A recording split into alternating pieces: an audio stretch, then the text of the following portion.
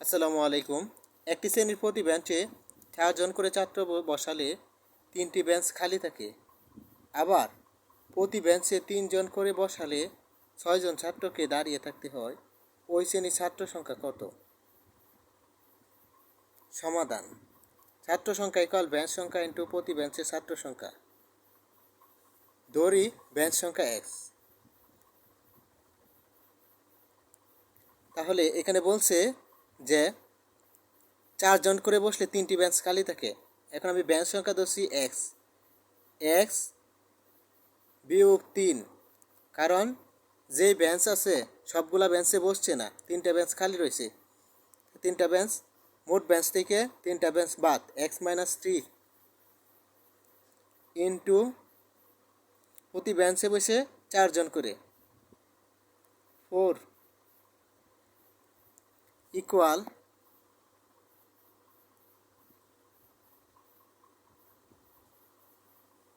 এখন এই যে আবার বলছে প্রতি বেঞ্চে 3 জন করে বসালে 6 জন ছাত্রকে দাঁড়িয়ে থাকতে হয়।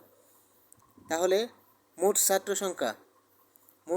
সংখ্যা হচ্ছে এই যে বেঞ্চ সংখ্যা, বেঞ্চ সবগুলাতে বসছে ছাত্ররা, তাহলে এই যে এক্স ইন্টু কয়জন করে বসছে 3 জন করে, এক্স ইন্টু 3,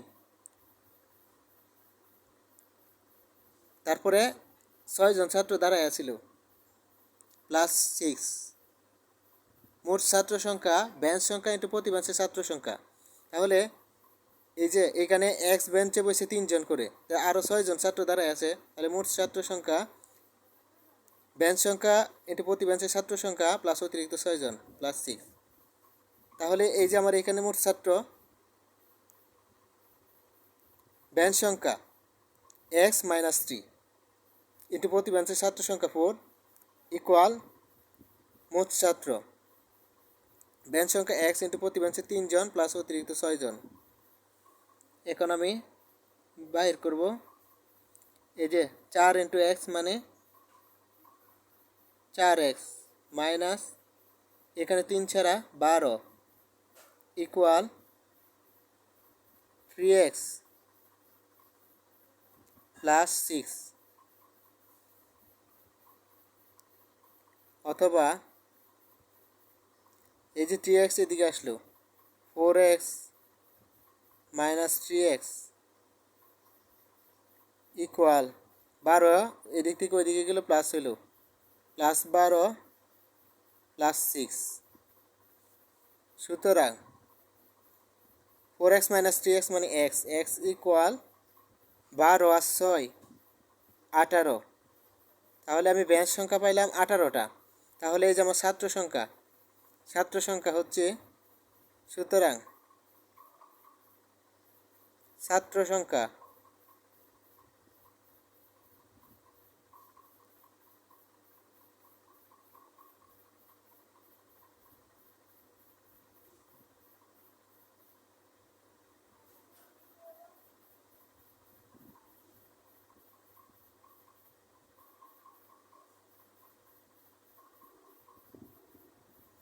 ইকুয়াল এই যে 3x প্লাস 6, 3x প্লাস 6। এখন আমি x এর মান কত পাইছি 3 ইন্টু 18 প্লাস 6 ইকুয়াল হইল আমার 3 18 54 প্লাস 6 ইকুয়াল 60। সুতরাং আমার মোট ছাত্র সংখ্যা হচ্ছে 60 জন।